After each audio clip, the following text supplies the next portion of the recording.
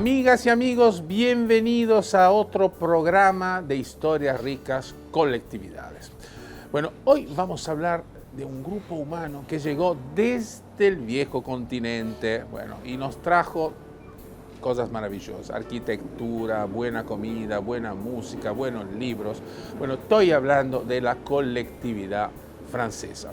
Así que bueno, vamos a ver de qué se trata y allez, querido Dexter. Merci, mon ami Pietro. Qué lindo todo lo que tenemos para el programa de hoy.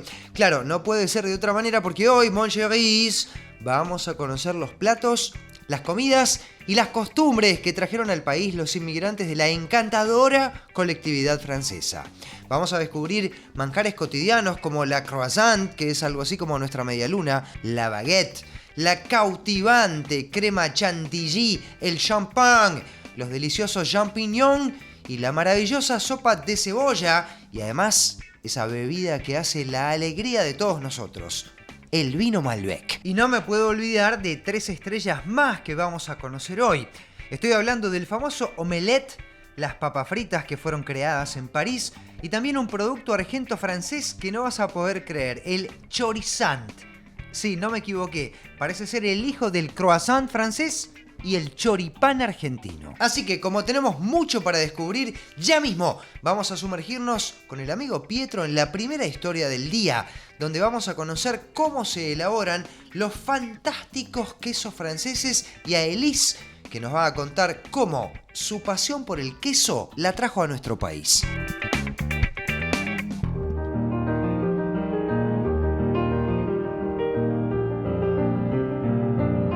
Amigas y amigos, estoy en Golney, provincia de Buenos Aires, a pocos kilómetros de la capital del país.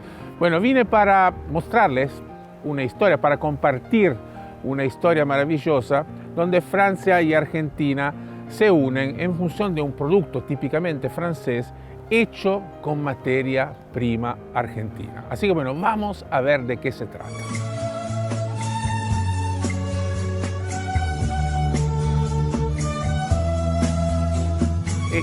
Esta es la mañana, esta es la naturaleza. ¿Cómo estás? Hola Pietro, ¿todo bien?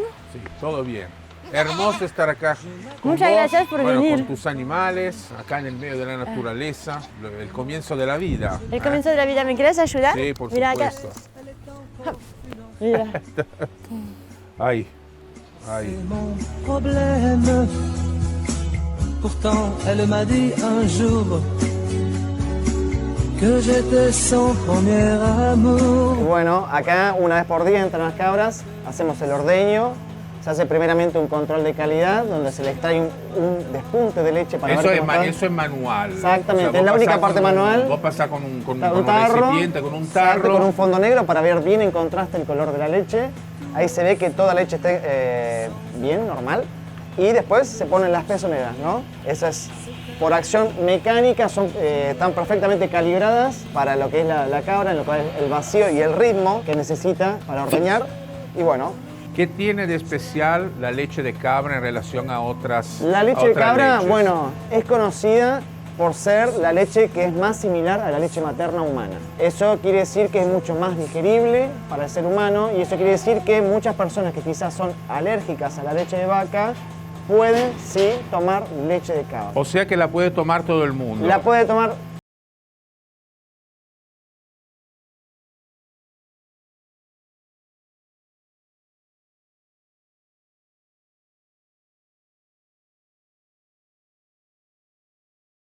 La leche directamente la trabajamos todos los días, es importante que quede fresca y nosotros después le ponemos los fermentos con el suero y también el cuajo. Y acá tenemos la primera parte que es la cuajada. Tarda 24 horas a hacerse la masa que se llama la cuajada. Después la cuajada, nosotros la ponemos directamente con el cucharón, directamente adentro de los moldes donde tiene que escurrir el queso. ¿Este queso cuánto tiempo tiene ahí en el molde? Eliminando, digamos, la parte líquida. 24 horas. 24 horas. Porque día 1 saca la leche, cuajar, día 2 escurrir y va a pasar un tercer día acá donde también tiene que escurrir, pero ya le voy a poner sal. Y después el queso va a quedar de nuevo 24 horas acá para empezar a tener el hongo afuera que ya le va a dar la corteza y que es su protección contra las cosas de afuera. ¿Qué variedad es? Esa es la bûche, que significa Perfecto. tronquito en francés. Acá tenemos La brique marbrée, que también está moldeado al cucharón y tiene una línea de ceniza vegetal en el medio que sea Maravilloso carbón. eso. Quebecois, mira, y justo se puede ver que ya no es tan blanco como acá, Claro. y ya se le empieza a Perdió la aparecer, humedad y empezaron a aparecer los el hongos. hongo afuera, que es el corte un poco marfil que vemos. Después, ¿dónde vamos? Vamos a la pieza maestra, que es la sala de La afinaje, sala la sala de de maduración. afinación. ¿Quieres que la vamos Sí, a ver? por supuesto, Bueno, vamos. vamos. Rythme des rues, parmi tous ces regards. Bueno, acá estamos en la sala de maduración, donde el queso pasa la mayoría de su vida. Está acá más que todo para madurar, sacarse la humedad y concentrar los sabores. Después el queso va sacando la humedad. Acá el queso tiene 10 días y acá el queso tiene 13 días. 13 Todavía días. le falta un día más para ser listo para O sea que en la 2 venta. semanas el queso está listo para la venta. En esta familia de quesos, sí.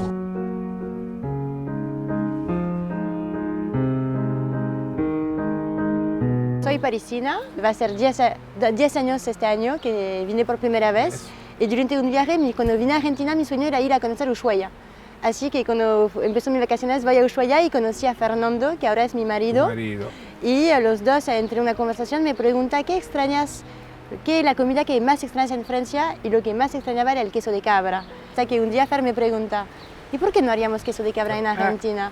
Y ahí nació todo el proyecto, hicimos la formación en Francia y ¿Cuánto después, tiempo demoró la formación? La formación todavía está porque seguís aprendiendo, Sí, sí, pero eso se aprende todos los días, 3 pero esa meses, parte 3 meses. 3 meses de formación y ¿En después en qué localidad? en ¿Te el acordás? Lot-et-Garonne, cerca de Bordeaux, cerca de Marmande. Es muy complicado conseguir leche de cabra en Argentina, así que igual queríamos trabajar con animales, para nosotros vivir en el campo era respirar, ser libre, y es una calidad de vida que la verdad no volvería atrás. Es que me gusta más estar en el campo e ir los fines de semana en la ciudad. Y después el campo argentino me gustó mucho, porque bueno, me gusta andar a caballo, acá hay espacio muy verde, capaz me pareció muy plano de entrada, que para mí era increíble ver verdad. algo tan plano, pero después te acostumbras y las temporadas cambian y los paisajes son lindos. Creo que los atardeceres son maravillosos. Vivo en el campo y soy muy matera, así que ya es la firma. Bueno, Elise, quiero celebrar esta visita maravillosa, haciendo un chin-chin, con tu queso maravilloso, en honor a esta linda historia francesa y argentina. Así que bueno, gracias por recibirnos.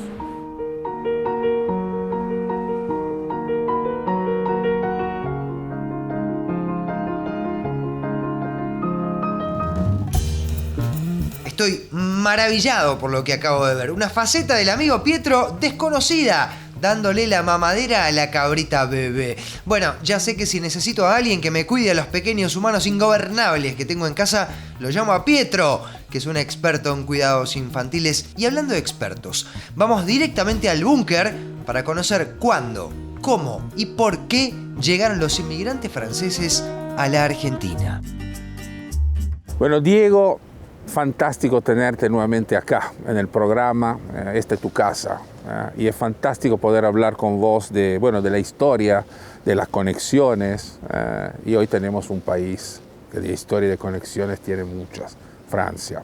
Como siempre, un placer enorme compartir con vos la historia, la cultura de la mano de la inmigración y por supuesto siempre con la comida en el centro, que es una de las grandes manifestaciones de la sociedad, ¿no?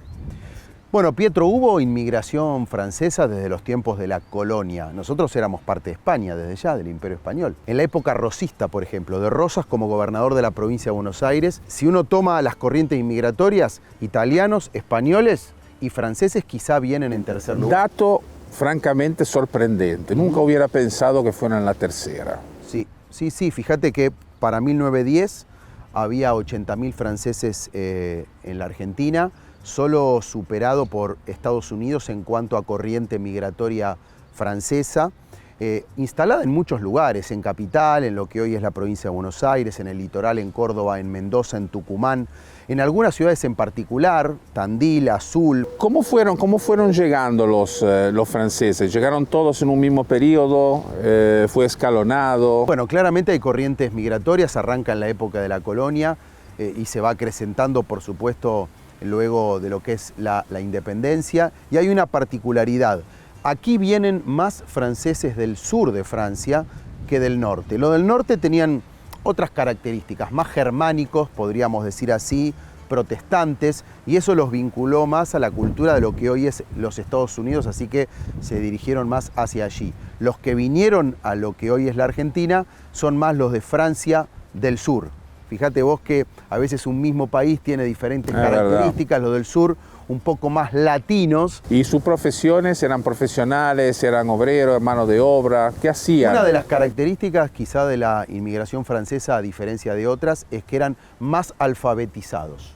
En términos relativos, probablemente eran más profesionales, más artesanos con algún conocimiento y ya con un oficio forjado. O sea, vinieron a hacer la América, pero quizá no con el condimento de tus compatriotas o de muchos españoles que vinieron con una mano atrás y otra adelante a hacer la América y a aprender sin un oficio y sin una profesión tan clara y con un problema más grande de alfabetización. ¿Y tu sensación es, así como historiador, es que esa herencia todavía tiene la misma fuerza o se fue diluyendo en el tiempo? La sigue teniendo. Vos fijate que incluso se manifiesta no solo en la comida, sino también en la arquitectura.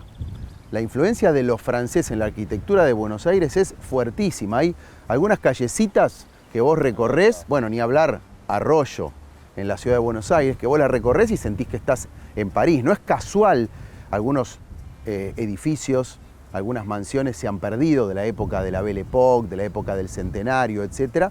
Pero claramente esas reminiscencias francesas hablan primero de cómo la clase alta argentina gustaba de lo francés y lo transmitía. Era un modelo que inspiraba. Así es. Y lo francés pegó muy fuerte, tanto por la corriente inmigratoria como por la cultura y por la economía.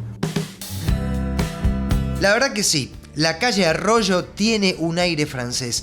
Pero les digo que en el lugar donde yo más me siento en París es cuando pateo las calles de Ituzaingó y me topo con nuestra Tour Eiffel del conurbano.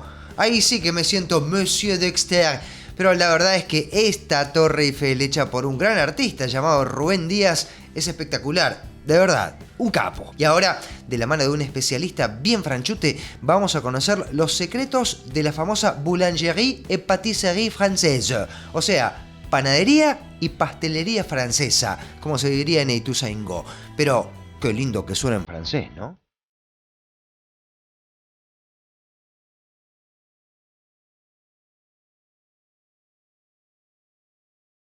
Amigas y amigos, sigo en la búsqueda de las conexiones entre Argentina y Francia. Lo vine a visitar a Morgan, una persona que sabe muchísimo de boulangerie, pâtisserie, viennoiserie, íconos gastronómicos franceses. Pero no estamos en París, estamos en el barrio de Palermo, de la ciudad de Buenos Aires. Vamos a conocer esta historia.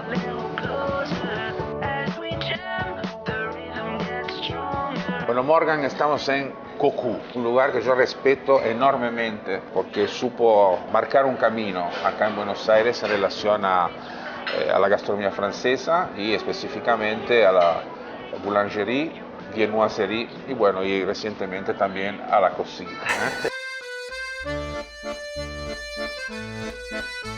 Siempre no se me llamó la atención América y bueno, Argentina, el rugby, la carne, la montaña, bueno. Tomé el pasaje y llegué hace 12 años. Caminando por la calle de Buenos Aires, vi que el argentino comía mucho pan. Muchísimo pan. Es verdad. Así que una noche con amigos empecé a tirar la idea, sin querer empezar a hacer negocio, pero bueno... Soñando. Tal cual. Soñando.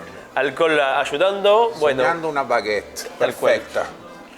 Y bueno, se hizo, me fui a Francia, hice como un tour de año y medio en Francia, aprendiendo el oficio. Ajá. Y volví a Buenos Aires y Cocu está por cumplir los 10 años. La verdad.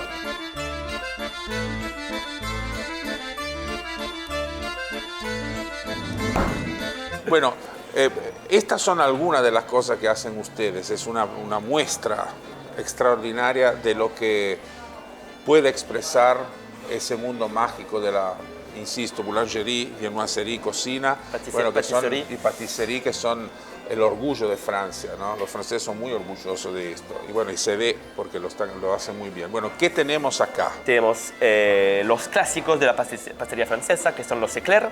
Muchas variedades. Muchas 1, variedades. 2, 3, 4, 5, por lo menos 6. Acá 6. Que no son poca cosa.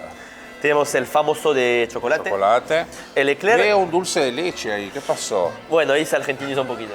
Muy bien. Subí presiones. Los famosos macarrón. Macarrón. Obviamente están de chocolate, de pistacho, pero hay de remolacha, hay de jengibre, o sea, macarrón salado. Variantes. Tal cual. Paris-Brest. El Paris-Brest me vuelve loco y lo hicimos con avellana, que suele estar en Francia con almendras, y tiene adentro un corazón puro de praliné de avellana. O sea, el praliné es procesas la avellana o la fruta seca y va soltando grasa y tiene Muy una goloso, textura muy goloso, muy bueno. muy goloso, espectacular. Famoso canelé, que es bien típico de Francia, de Bordeaux. Es una masa caramelizada, muy rica.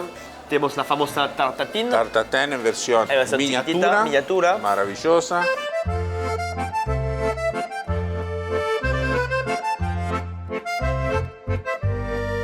¿Cuántas variedades de panes tiene? Con masa madre tenemos el pan de campo que hicimos recién, el pan de campo de la misma masa con nueces tostadas, pan de centeno también con masa madre. Pero hay algo mejor que una buena baguette recién salida del horno o tostada, ahí con una buena manteca. Y bueno, yo de niño comía eso y además un poquito, mi mamá le ponía un poquito de azúcar arriba. Pero Es bien, bueno, bien argentino eso. esto sí, sí.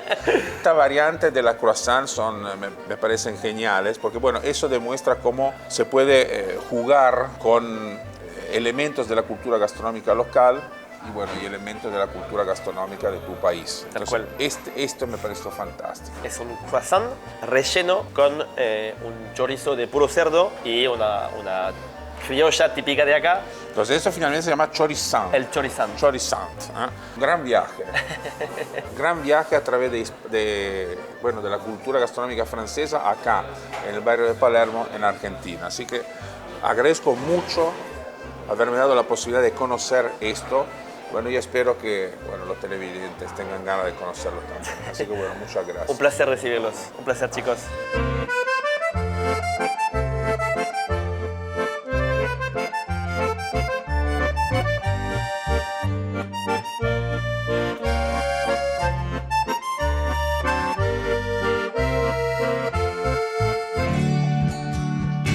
¡Qué maravilla! ¡Cuántas joyas regadas sobre esa mesa! Y en especial una, la irresistible croissant, de la que el amigo Pietro ahora nos va a contar su particular historia.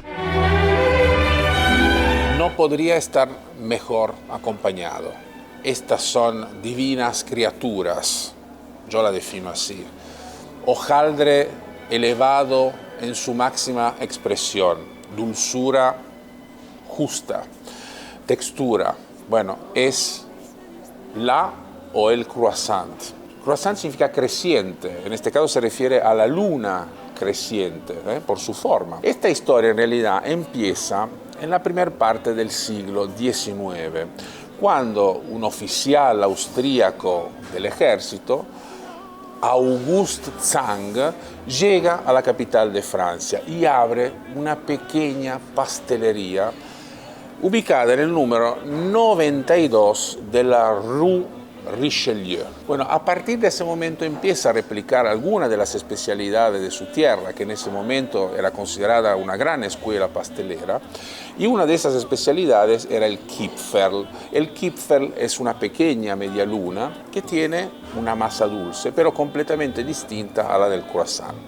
¿Cuál fue la genialidad de los pasteleros franceses? La de reemplazar esa masa con la fina masa de hojaldre. Bueno, a partir de ese momento empieza una historia nueva y se genera el mito de la croissant, el mito de la viennoiserie francesa, que todo el mundo, gracias a Dios, hoy en día puede disfrutar en cada rincón del planeta.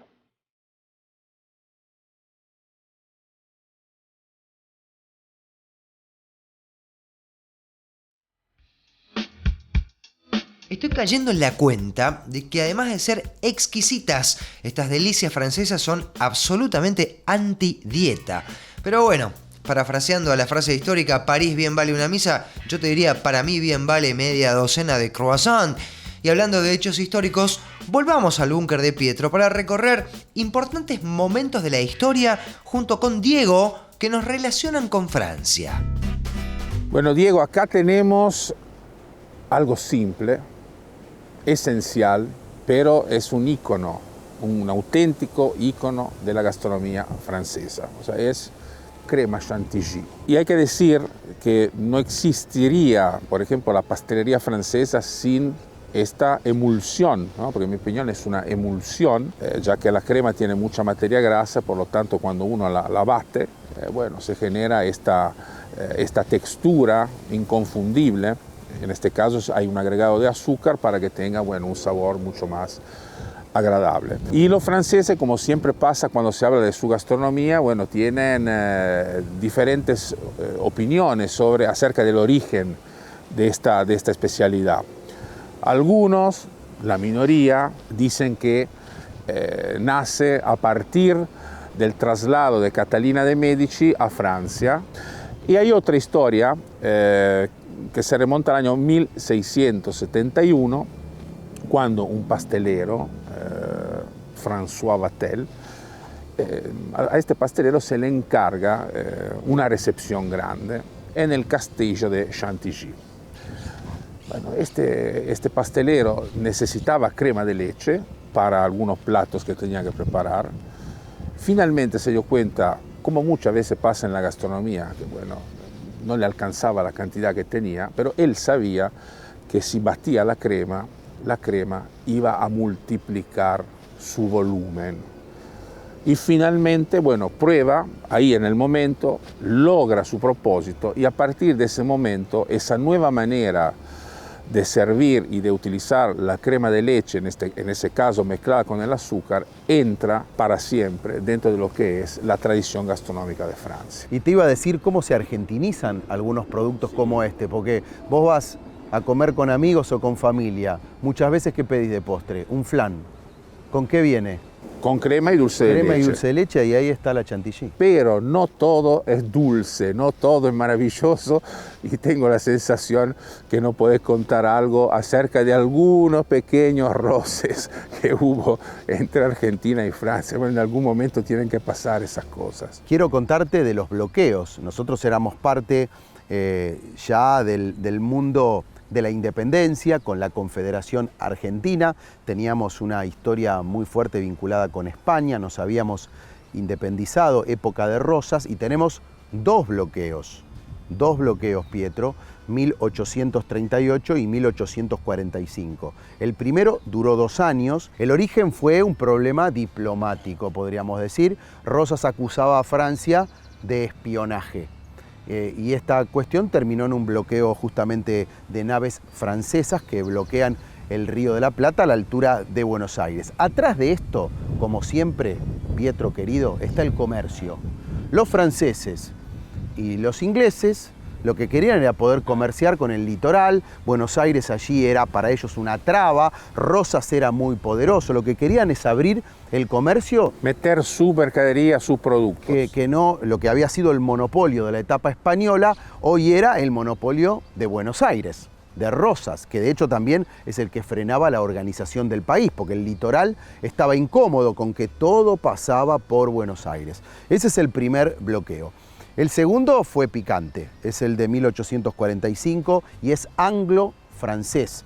Y es el que de algún modo da lugar a lo que hoy conocemos como el Día de la Soberanía Nacional, que es el 20 de noviembre, recordando aquel 20 de noviembre de 1845, donde se produce el choque no de trenes, de barcos, ¿no? Donde Rosas pone nada más y nada menos que a Lucio Norberto Mansilla como comandante de las fuerzas navales, y hay 15 naves anglo-francesas que remontan el Paraná para abrirlo. Un hecho político que impactan la soberanía de lo que era la Confederación. Obviamente, se metieron en el territorio sin ningún tipo de problema. Y busca abrir el comercio para los negocios económicos, por supuesto, de Francia y de Inglaterra. Y ahí viene esa gesta defensiva increíble, heroica, con algunas pequeñas naves poniendo cadenas y una gran resistencia, con muchos muertos, más de nuestro lado que del lado de ellos, y que de algún modo fue una victoria pírrica para las tropas anglo-francesas, porque finalmente pasaron, porque lograron romper las cadenas, ahí en la llamada Vuelta de Obligado, un lugar maravilloso al que hay que ir, muy cerquita de San Pedro. Pero fue pírrica porque fue tan dolorosa y tan impactante políticamente para la fuerza. Que se le volvió en Claro, contra. se dieron cuenta que acá iba a haber resistencia. Por eso ese día se recuerda aún hoy como una fecha importante de lo que es la construcción de la Argentina. Así que la crema chantilly surge para resolver un problema. Yo si cada vez que tengo un problema inventar algo así, ya sería el mayor inventor de la gastronomía mundial. Pero dejemos mis problemas de lado y acompañemos a Pietro hasta Ascuénaga, en la provincia de Buenos Aires, para conocer a Sebastián, un auténtico chef francés, quien nos develará la manera tradicional de hacer una genuina sopa de cebolla.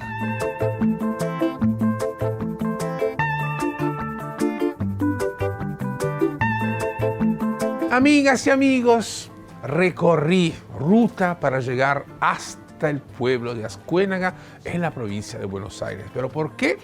Porque lo vine a visitar a un gran amigo, un gran chef, Sebastián, y entender qué hizo en su nuevo emprendimiento de cocina francesa, metida en el corazón, o de una parte del corazón de la provincia de Buenos Aires.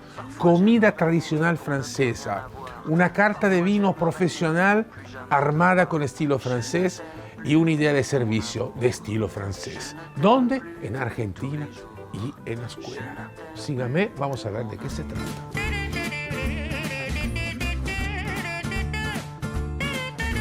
Un clásico francés. Un clásico francés. Vamos a hacer una cebolla. Tenemos la cebolla ya cortada, pelada, cortada en pluma, ¿sí? La vamos a agregar en esa olla, que ponemos fuego.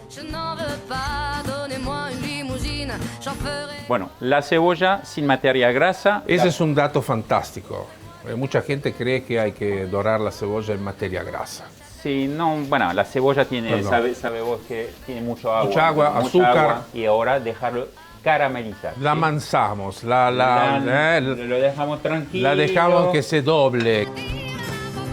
Logramos la coloración, la caramelización que estábamos buscando, se ve muy bien. Y ahí vamos a agregar ahora la harina. La harina obviamente la vamos a cocinar un poco. Casi como si fuera un roux.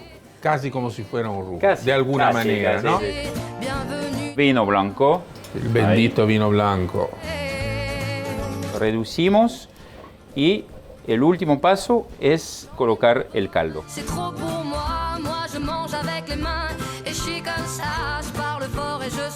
Colocar la sopa en el bol.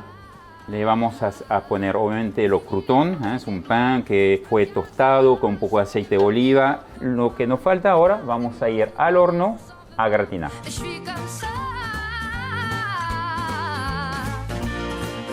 ¿Y qué dicen los clientes cuando finalmente prueban la sopa, la ven delante de ellos y saborean ese plato tan sencillo pero al mismo tiempo tan rico? Y me dice qué rica que estuvo la sopa de cebolla y demás. Vamos a poder recomendarla a amigos o a gente para venir a Ascuénaga a probarla a probar esa sopa de cebolla, porque de verdad que no es tan común.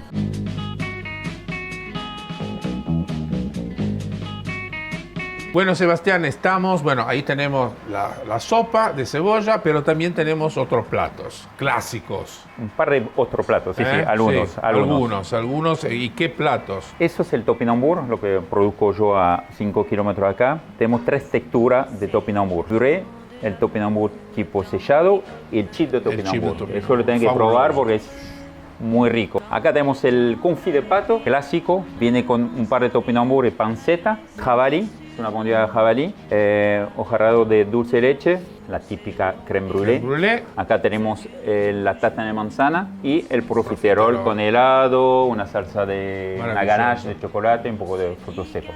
¿Cómo nace este proyecto? ¿Cómo llegas acá? Bueno, tengo la chacra familiar a 5 kilómetros acá. Ese lugar hace muchos años que lo estaba mirando y bueno, vino Ramiro, lo conocía a Ramiro y el arquitecto conocía a mi suegra que tiene la chacra acá.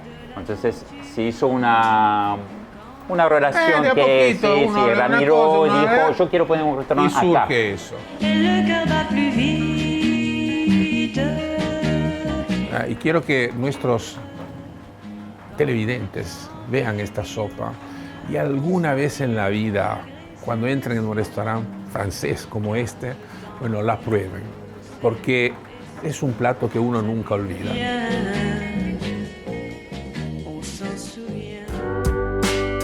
Una sopa que se termina de hacer en el horno. Impresionante. No se podía esperar menos de un chef francés. Ahora, eso lo llevo a proponer en casa y me prohíben la entrada a la cocina de por vida. Pero sigamos conociendo más de la historia de esta hermosa colectividad, como por ejemplo la de la ciudad más francesa de la provincia de Buenos Aires. Diego, ¿cómo se fueron metiendo los franceses dentro del territorio? Bueno, en varios lugares de lo que hoy es la Argentina desde ya, desembarcando, instalándose, pisando fuerte de la mano de las actividades económicas. Uno podría decir viñedos en Mendoza, Potier en Río Negro de la mano de la fruta también, bueno, Nueva Galia en San Luis, Entre Ríos, Colonia San José, donde en su momento fue un promotor también Justo José de Urquiza, el gran referente de esa provincia. Y en la provincia de Buenos Aires también desde ya en varios lugares, el más emblemático de la mano de la colonización agrícola, Pigüé. Hoy es el municipio Pigüé Saavedra, donde hay una de las colonias francesas más importantes. El lugar más francés que existe en Argentina probablemente. Podríamos decirlo, sí, por todo lo que fue esa colonización. Hoy tiene una particularidad Pigüé. Este municipio es el único de la provincia de Buenos Aires que tiene oficialmente el francés como idioma que se enseña en las escuelas primarias. Y este emprendimiento, haberlo logrado de manera legal, cosa que no es habitual en otros lados, tiene que ver con esta gran historia que se remonta a 1884, Clemente Cabanets, uno de los tantos pioneros, colonia agrícola básicamente, en un pueblo que tiene un nombre que viene de lo indígena, lugar de encuentro, Pigüé. De allí viene, y es lindo cómo se hermana lo indígena, lo criollo, con una corriente migratoria francesa realmente muy importante. Para ellos el sentido de pertenencia es extraordinario, al punto tal que seguramente vos la visitaste en alguno de tus viajes. Bueno, realizan esa fiesta del omelette, que es extraordinaria. El omelette más grande de la Argentina, no sé si de Sudamérica, probablemente. Una fiesta que se repite todos los años, desde hace 22 años, si mal no recuerdo, todos los primeros domingos de los meses de diciembre. Eso para celebrar, digamos, el nacimiento de ese pueblo. Y que finalmente, bueno, celebra con una de las especialidades francesas también más reconocidas y conocidas. Y quiero acotarte que esta colonia francesa en Pigüé tiene mucho que ver con una ciudad en particular que es Aveyron, que está en el sudeste de Francia, de allí vienen. Y fíjate, tan francesa es Pigüé que tuvo en 1987 la visita de un presidente francés. François Mitterrand vino a ver al presidente Raúl Alfonsín y fueron juntos a visitar a Pigüé. ¿Y por qué tenemos unas papas fritas? Y porque las papas fritas son otra herencia que el mundo recibió de Francia, en este caso de la ciudad de París. Un invento que es hijo de la oportunidad. Pasó lo siguiente, en la capital de Francia existían obviamente vendedores callejeros que se dedicaban a freír, a hacer buñuelos de masa. En algún momento alguien debe haber pensado, bueno, pero hay mucho trabajo, tengo que hacer la masa, etcétera, etcétera. Y pensó en las papas, que en ese momento era un ingrediente, un alimento muy popular, muy pobre. Y evidentemente esos vendedores que eran muy humildes, bueno, pensaron en la papa como reemplazo para el buñuelo de masa de harina de trigo. ¿Cómo fue la primera papa? ¿Cómo fueron estaban cortadas en rebanadas, no estaban cortadas de esta manera. Entonces, bueno, el primer paso de esta nueva manera de comer las papas fritas, comida callejera, bueno, fueron esa rodaja de papa que empezaron a tener un éxito brutal. Y después, finalmente, bueno, casi se cayó de maduro el tema de que alguien pensara de cortarlas en bastones. De esa manera era más fácil colocarlas arriba de una servilleta, de un trozo de papel o de un cono para poder venderlas de la manera más fácil posible. Pietro, la papa frita viene de Francia. De París. Después, gracias a un alemán que importó y exportó esa especialidad al país vecino, bueno, ahí proliferó y finalmente se transformó también en un ícono de la cocina de Bélgica. Impresionante. Y te doy un último dato sobre la papa frita. El famoso, importante, maravilloso poeta chileno Pablo Neruda, ¿vos sabías que le escribió un poema a la papa frita? No. Ahí está. Me acabo de enterar y con mucho gusto. ¿Saben por qué me gusta tanto el búnker de Pietro? Porque siempre tienen algo para picar. Como habrán escuchado a lo largo del programa, me encanta hablar en francés. Bueno, francés es un decir, intento aproximarme. Mejor escuchemos a franceses de pura cepa a ver cómo se dicen algunas palabras en su bello idioma. Farine, Pain, Légumes, dessert, cuisine, cuisine, casserole, assiette, cuillère. couteau. Amigas y amigos, tenemos que ir a un pequeñísimo corte, pero por favor no se vayan porque tenemos muchísimas más cosas para disfrutar juntos en Historias Ricas Colectividades. Amigos, esto está apenas empezando. A la vuelta del breve corte comercial vamos a recorrer el asombroso desarrollo de los champiñones de París, conocer el origen del champán y descubrir unos viñedos de Malbec sin salir de la provincia de Buenos Aires. Ya volvemos con mucho más Historias Ricas. Amigas y amigos, continuamos con más Historias Ricas. Bueno, y además de las profesiones que tenían, o sea, es como que empezaron a reunirse, muy común acá en Argentina, país de inmigrantes, o sea, esa cuestión de encontrarse y asociarse en entidades, o sea, ¿cómo fue para los franceses? Bueno, fue muy intenso realmente, Pietro. Se organizaron muy bien. Por ejemplo, a fines del siglo XIX había una gran cantidad de asociaciones porque eso es lo que permitía que una corriente migratoria mantuviera sus raíces, sus valores, sus tradiciones, pero a la vez se integrara en la sociedad, que después también deviene en Hospital Francés, Cámara de Comercio e Industria Francesa, Banco y Club Francés. Y bueno, ni hablar la Alianza Francesa, que aún hoy es una gran referencia del nexo entre la cultura argentina y la cultura francesa en el país, ¿no? Y empresas muy conocidas. Son muchas las marcas, pero te podría mencionar Biecker en la cerveza, Noel en alimentación, Rigolot. Aún hoy, el vidrio de muchas botellas que tomamos viene de la famosa Rigolot que está en Berazategui. ¿Cómo se aprende historia con estos dos? Más que un libro abierto, son la biblioteca entera abierta a las 24 horas del día. Les voy a confesar un secreto. Cuando era chico quería ser un pitufo, pero no por las aventuras que tenían, sino porque vivían en casas de hongos. ¿Te acordás? Y yo desde chico amo a los champiñones. Así que ya vamos a ver esta gran historia de Pietro, donde nos va a mostrar el proceso de creación del inigualable champiñón.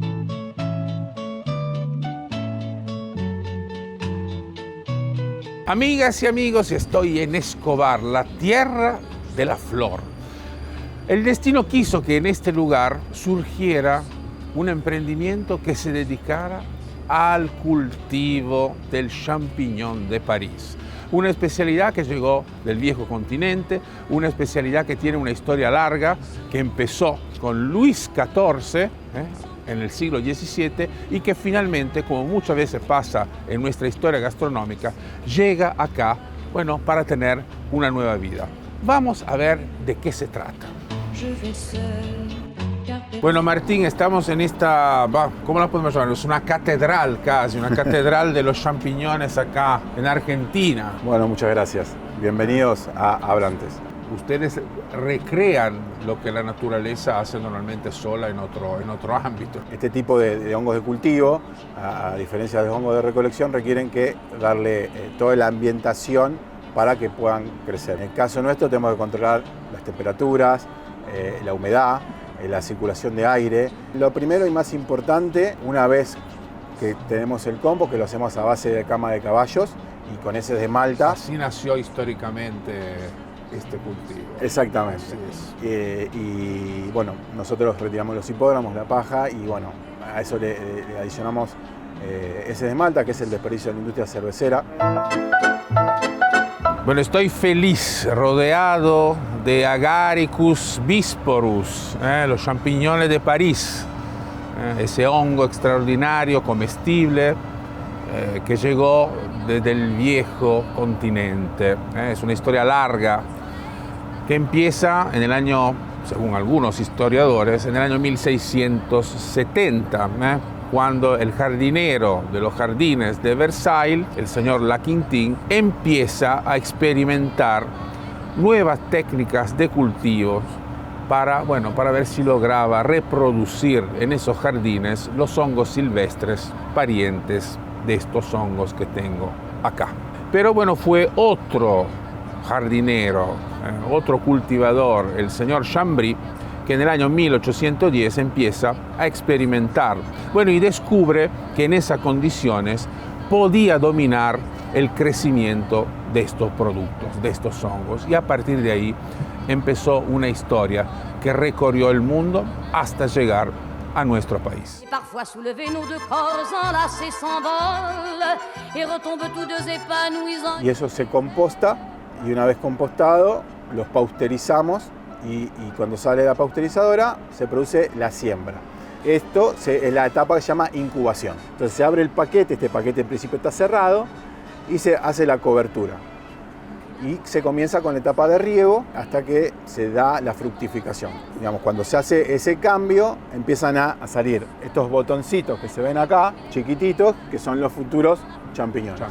Ahí se vuelven las condiciones normales y se sigue regando hasta tamaño de cosecha. Una de las cosas que me parece extraordinaria de esto, que a pesar de que el proceso haya sido racionalizado, tecnificado, etcétera, bueno, pero las manos de vuestros colaboradores son las que finalmente hacen el trabajo final, o sea, el de la cosecha. Es un trabajo muy, muy interesante. Así que bueno, Martín, muchas gracias. Gracias por esta clase magistral sobre los champiñones de París, acá en Buenos Aires, Argentina, y en Escobar.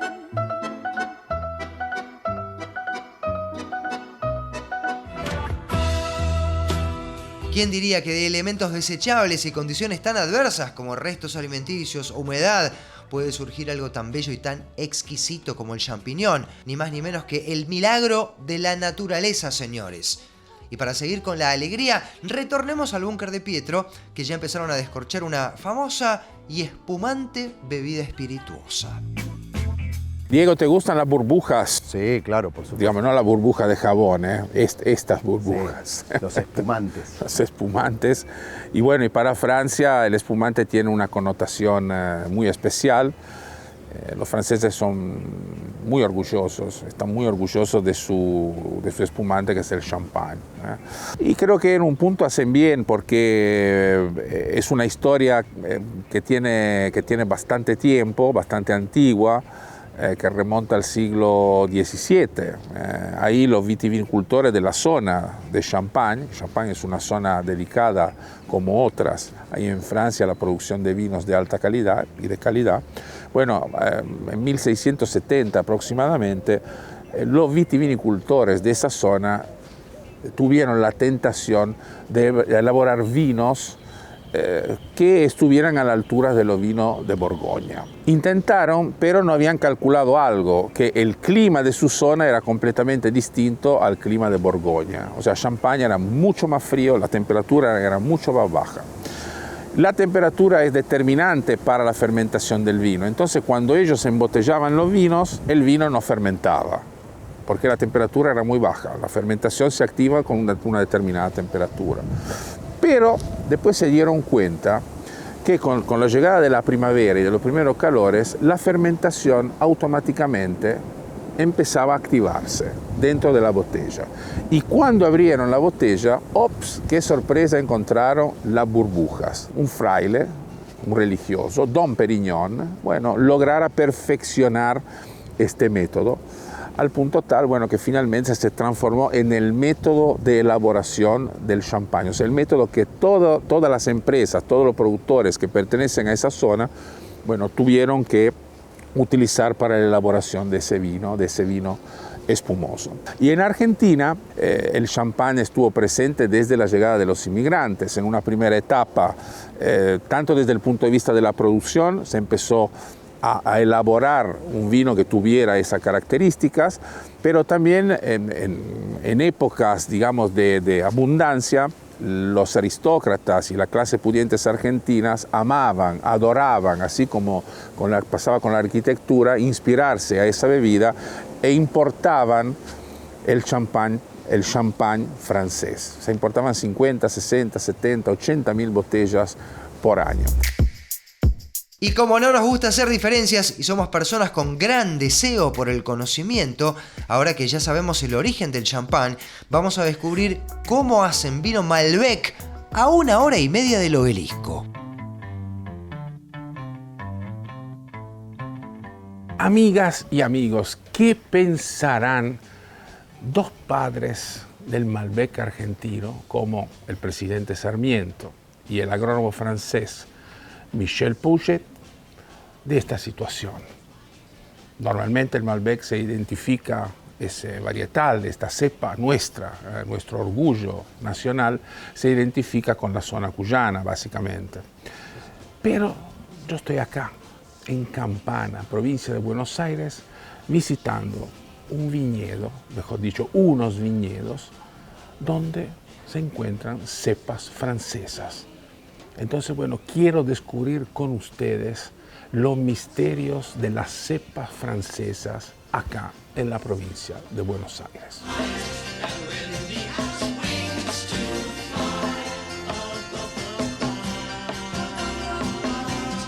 Bueno, Ana Paula, estamos en este magnífico espacio, estos viñedos, que bueno, uno podría pensar estar en Mendoza o en la Patagonia o en nuestro noroeste, y en realidad estamos en otro lugar, ¿no? Estamos en la provincia de Buenos Aires, cerca de la capital. Muy cerquita, sí, la verdad que sí, Campana. En Campana, ¿cómo surge esta idea? Bueno, surge como un sueño muy grande del dueño, de Eduardo, que fue quien se embarcó en esta locura hace 12 años de plantar estas casi 5 hectáreas de viñedo en Buenos Aires, en Campana, y con esta idea de tener vino bonaerense. ¿Qué buscan cuando elaboran el vino? O sea, ¿qué tipo de identidad? Obviamente sí, hemos hablado del territorio, pero ¿eso es el foco o hay algo más? Sí, la particularidad de esta zona, lo que da, no pensar, sacarnos todos los preconceptos que tenemos o las ideas de los vinos que estamos acostumbrados a probar y encontrar la identidad de este terroir. Sí, porque son vinos que se despegan un poco, digamos, de la estructura y del sabor y de los aromas que normalmente estamos acostumbrados a ver, porque todo es diferente la altura sobre el nivel del mar, diferente la humedad, diferente la excursión térmica, o sea, todos elementos climáticos y de territorio que seguramente inciden muchísimo en el producto final.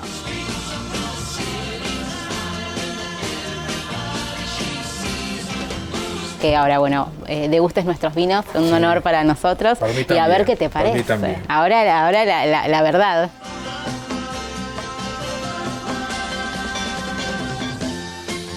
Vamos al Malbec. Sí, porque ahora me estoy empezando a entusiasmar. Malbec. Muy bien, color fantástico. El color está también 2021, 300 botellas. Un cuadro de Malbec jugoso para las 300 botellas. Es muy tomable, sí. es muy suavecito en boca. Perdón,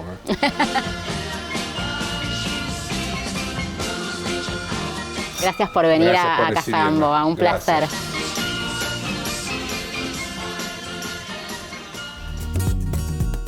Amigas y amigos, vamos a un pequeño corte comercial, pero realmente muy pequeños. Así que bueno, tengan paciencia, vamos a volver pronto con más historias ricas, colectividades.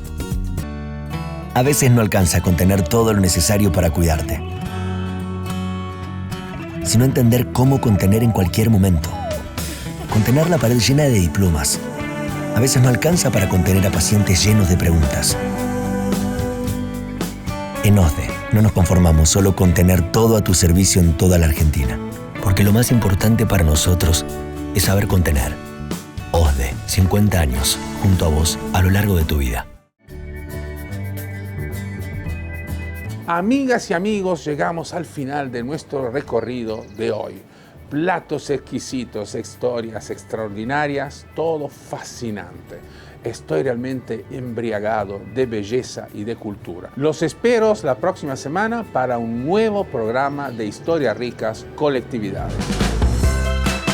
Qué programa sorprendente tuvimos hoy. Hemos recorrido historias inolvidables, exquisitos platos y aromas de la subyugante comida francesa que nos dejó su gran colectividad en nuestro país. Au revoir, amigos. Nos vemos la semana que viene para seguir disfrutando de más historias ricas. ¡Chao!